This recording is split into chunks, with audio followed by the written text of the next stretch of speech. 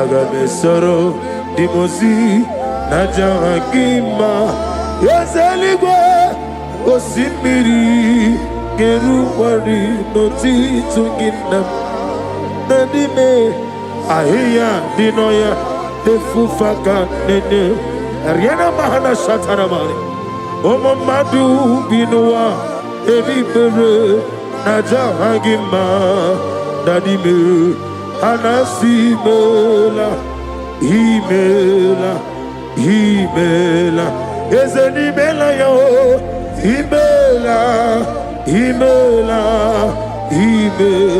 oborora kwiye matsaya himela odemane moto himela chimosisi wokoma himela onisina sinigi himela onye gworo netukwanasi himela